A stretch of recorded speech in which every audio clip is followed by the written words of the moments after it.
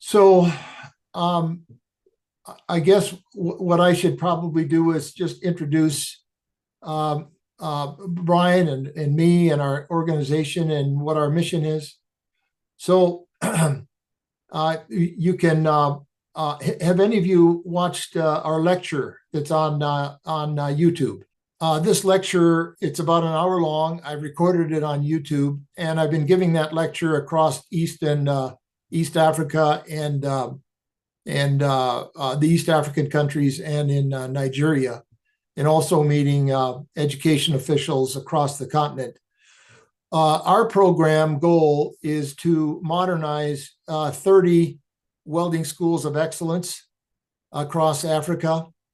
And, I discuss all that in the lecture, so I won't take all your time on that if you care to find out more.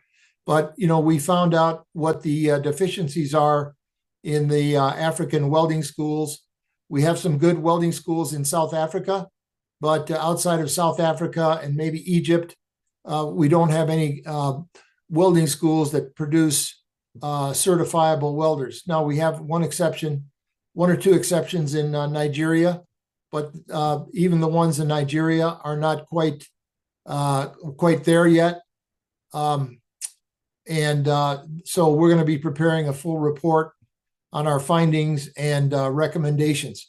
But what we're doing right now, and I can't announce it just yet, but we're very close to an agreement with one of the top 3 international accounting firms to be the fund manager for our program.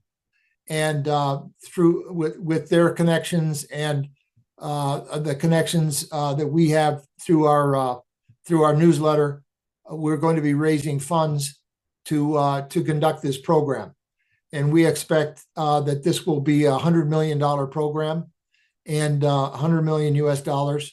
And what we're talking about is, it's more than just buying new equipment for schools, but it takes it through the complete analysis of the facilities, the equipment, the curriculum, the training programs, all of the necessary welding machines and shop equipment, so that welders, when they learn their welding trade, they can apply their skills in actual fabrication practice as a typical welding school here in most of Europe, Asia, and the United States. And so this is a major undertaking, and we're very excited about it. We are interested in Mozambique. If you watch our lecture, we've been to Kenya, Tanzania, Uganda, Rwanda, and now Nigeria. I'm returning to Africa in June. On June 5th, I land in Abuja, Nigeria again. And when I complete that circuit in Abuja, I'll be going to Ghana and Cameroon, Kenya again, Tanzania, and then I'd like to continue to Mozambique if we can make some connections there. And it looks like we have the right people on this call to make that possible. So typically what we do before coming into a new country is we try to identify some of the leading technical education schools, vocational schools in the country, and go visit them and do an assessment of their existing facilities. We look at their curriculum and everything involved. We also have strategic relationships with the International Institute of Welding, the IIW, the American Welding Society, the AWS, and the Canadian Welding Bureau, because when funders provide money for programs like this, they all want to see a couple of things, 2 important things. One is assurance. So the fund manager that we're going to be announcing fairly soon will provide the assurance services so that when funds are put into the fund, that there'll be assurance that the money put into the fund will be spent according to a detailed plan. And the detailed plan will start out with a schematic design of a modernized welding school with the proper welding booths, ventilation, good lighting, and proper number of welding machines. One of the things we found in most schools in East and West Africa is that a lot of with a couple exceptions in Nigeria, we saw one school that had 50 welding students, and they had two small welding machines. So, to produce a certifiable industrial welder to do actual, industrial grade welding, every welding booth and every student needs one machine at least.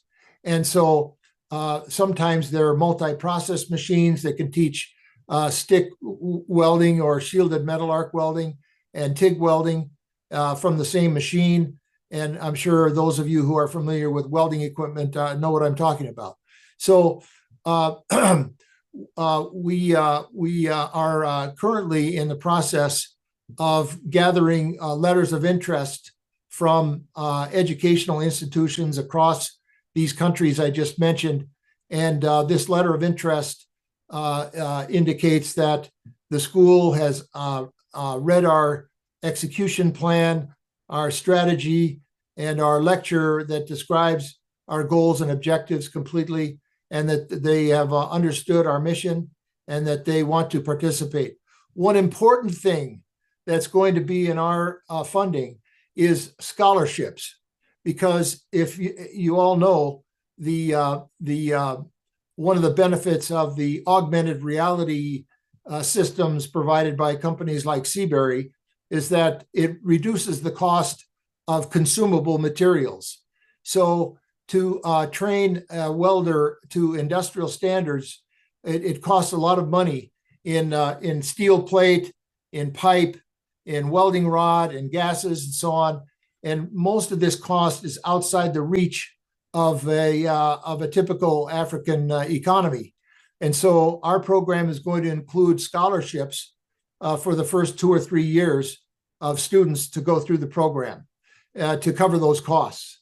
And so not only that, but once the school has been modernized to industrial standards, we will provide 3 to 5 years of follow-up service to assure maintenance of the equipment. And because many schools we visited had some equipment that was 60 years old or older. And a lot of the machines weren't working properly, and there was no ventilation to protect the welders from the fumes from the welding fumes, and improper lighting. There's standards for proper lighting in an industrial workplace. And so, we have a good understanding of what is needed to produce a quality, world-class welding school of excellence. So we found that, and I come from 50 years in the industry. And so I understand that people in the industry, even myself, I'm a civil structural engineer, and I've hired hundreds of welders and electricians and other trades on my projects over my career. And even in that position, I had no idea what it took, what was required to train a welder. But the last 3 years, we've collected a team of worldwide, world-renowned welding training experts to help us with the curriculum development. And also, again, if you look at our website, we have strategic relationships, like I said, with the AWS, the International Institute of Welding, and the Canadian Welding Bureau. So part of our program, again, is to bring in high-quality curriculum that will provide the number of welding practice hours for the student to become internationally certified under one of those bodies. So as I mentioned, the funders of programs like this want to see several things. One is they want assurance that the money that's committed is going to be spent for the purposes intended, and that's where this international accounting firm will come in. The other thing that all funders want, and we've talked to the African Development Bank and other funders, the MasterCard Foundation, the Ford Foundation, the MacArthur Foundation, Caterpillar Corporation has a foundation, and they're all funding welding schools. The U.S. Department of State is funding welding schools. And so they all want to see some measurement of outcomes. So if an investment is made in training, how can they know that the investment is producing the desired result? And by testing the students with AWS testing standards or IIW or Canadian Welding Bureau, we're able to provide that assurance that that the program is functioning properly and these welding students are prepared for the industrial workplace. And again, I talk about all this on my lecture, but another thing that the funders want to know is the organization that's going to execute this program, do they have the technical expertise in order to do it correctly? And if you look at our websites for GFP International and African Skills and Development, you'll see we have recruited close to 100 African project managers, engineers, and architects to provide construction management services when these schools are being modernized and expanded. In some places, there'll be brand new welding school buildings because existing facilities just can't accommodate the requirements for welding school of excellence. So in some cases, we have building expansions or we have brand new buildings that we're seeing. So the other thing is they want to know that these people are ready for work. And so all of those things are part of our program. And again, also the scholarships are going to be very important because just the materials to train a fillet welder exceed $2,000 US just to buy the materials, the pipe, the plate, the welding rod, the gases. So this is outside the reach of a normal tuition fees for a typical African welding school. And so, but we believe that by bringing through the first group of 2 or 3 or 4 years of students under scholarships, other young people will see that the graduates from this program can go out into industry and make as much as a medical doctor when they get out of their training.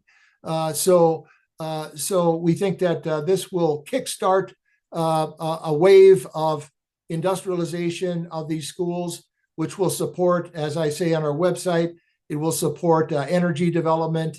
And in that regard, we have contacts. Total Energies is, we know, active in Mozambique. Eni, the Italian company, Eni, they are on our contact list, and we are putting out a newsletter that goes to 4,000 people around the world. We have a digital newsletter and a written mail newsletter that goes to a select few because it's very expensive to send out written newsletters through the mail. So that's our program. That's what we're about. And after 3 years of planning and team building and organization, we are now, once we get this agreement with this international accounting firm to be the fund manager, we are going to rapidly be doing the fundraising. And from what I understand and talking to many people, that there is money. There's a desire of international companies that want to fund this kind of program, but they need to see these elements in place so that they can do it. And so that's what we've done, and we've prepared ourselves to execute these programs. And we have made direct appeals to the energy companies that I mentioned. We have about 150 energy and mining companies and their top 3 to 5 executives on our mailing list. We've been in communication with some of them. As you'll see on the lecture that I'll send you a link to, Total Energies is building a pipeline from Uganda to across northern Tanzania to the coast, and they're still having problems finding qualified welders.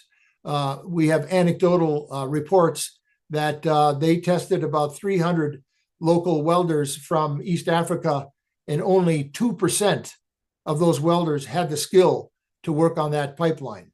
And so this presents a big problem with $800 billion in planned energy projects in Africa and $250 billion in planned mining projects. This presents a real problem. And I've built all these kinds of projects throughout my career, and I know the problem. Even in the United States, we're having difficulty finding welders.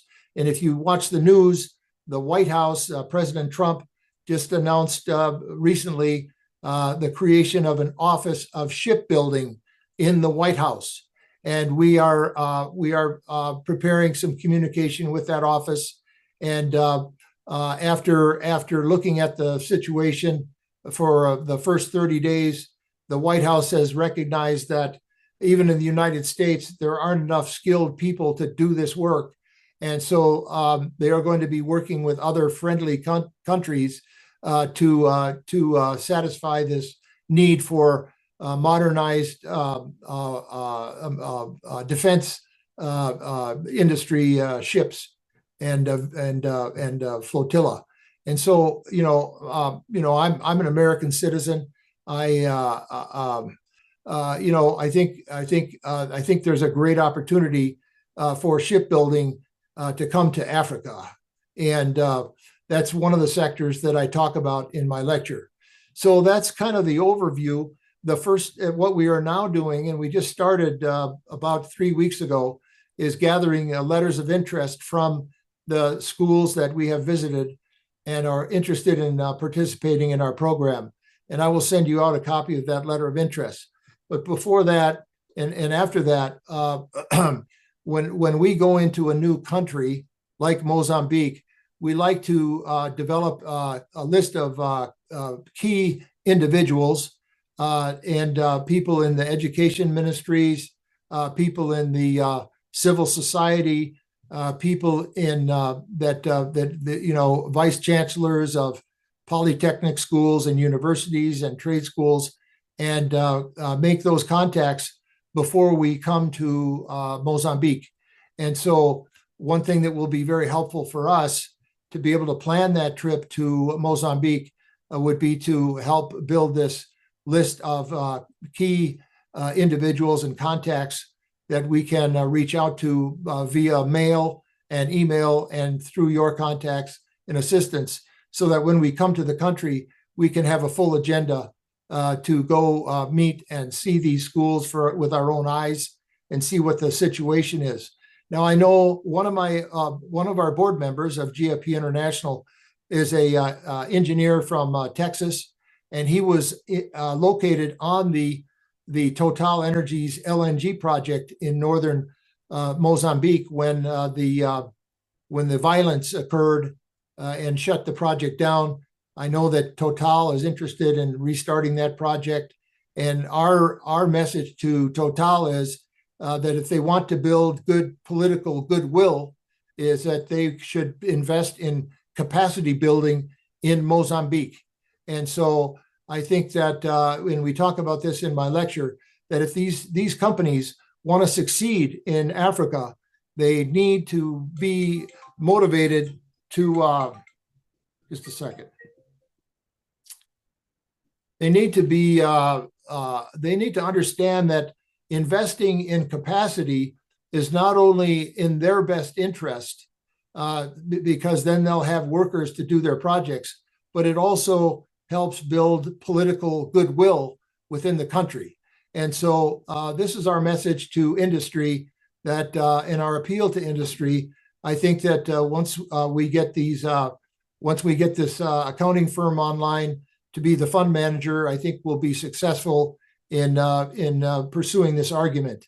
And so that's kind of where we are. We're also, we have connections with the United Nations, the International Finance Corporation, the State Department of the United States, which has taken over the activities of USAID. I'm sure you probably have all seen that in the news, that the USAID has been closed, and the remaining activities that are useful have been moved over to the State Department under Senator Marco Rubio.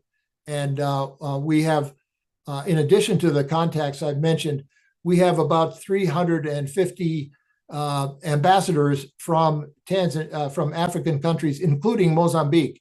We have all of the ambassadors from Mozambique to all the major industrial countries in Asia and in Europe and North America on our list. So, we've developed a real deep list of connections, and I'm returning to Nigeria on June 5th, and we'll be there for probably 2 or 3 weeks to wrap up some final proposals. And then I'll be traveling, like I said, to East Africa. And if we can make the preparations to come to Mozambique and have a productive visit, I would like to include Mozambique on this next trip coming up in June and July. So that's what we're all about. I hope that has given you a good insight into what we're doing.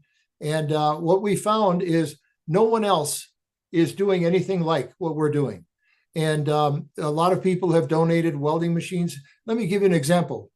ExxonMobil and Shell Oil and Equinor are just north of the Mozambique border with Tanzania. They're planning a $42 billion LNG, liquid natural gas plant there. And we visited the welding school of the VETA, that's Vocational Education Training Authority, in the town of Lindi, Tanzania. And Equinor, one of the partners in that LNG project, donated some welding machines to this school. When we visited the school, there were these 3 welding machines still sitting in a box because nobody knew how to run them. And so, I don't fault the energy companies, because as an executive in construction myself, I never really understood welding training. So I don't fault them for their shortcomings and short-sightedness, but we aim to bring that knowledge to them and the capacity for them to execute these projects that are going to be so important. Because if you look at the future, the $800 billion in energy projects, $250 billion in mining projects, these projects are going to require tens of thousands of industrial welders. And in Nigeria, while we were visiting, there was a protest by Nigerian welders that shut down one of the projects because they were protesting that the project was bringing in welders from India to take these high-paid jobs. And the welders were protesting. They shut that project down. So the political will is very, very strong in Nigeria. I don't know if Mozambique is there yet with the political will and public awareness, but we certainly are interested in raising that awareness and helping this situation, because fundamental welding skills are so important to industrialization and helping the trade imbalance with the rest of the world. Most of the developed world still views Africa as a source of cheap commodities. And, I think a good example is in Nigeria, where for 80 years, the British energy companies were exporting oil, crude oil, putting it on ships, sending it to Europe to get refined, putting it back on ships and sending it back to Nigeria, sold as finished gasoline and diesel fuel. Well, this makes absolutely no sense. And Alito Dangote, the richest man in Africa and Nigerian, he just completed construction of a 650,000 barrel per day oil refinery that started up in October. And it's going through a very successful launch. And I see this and other countries taking similar steps. There was just an announcement from Uganda that a company from the United Arab Emirates is investing in a 100,000 barrel a day refinery in Uganda, because Total has found oil in Uganda, but they're following the old method of shipping it offshore to get refined through this pipeline across. It's the East Africa crude oil pipelines called the ECOP project. And that's a $20 billion pipeline project. It's under construction. But I know I met with a contractor in Kampala, Uganda. And while I was there, he got a phone call that half of his welders were recruited for higher pay in Nigeria to go work on a project over there. So this problem is not a future problem. It is a problem today. And this needs to be solved. If Africa is going to rise up and become a continent that can produce finished products from its own raw commodities that it produces. And so I think it's a vitally important program.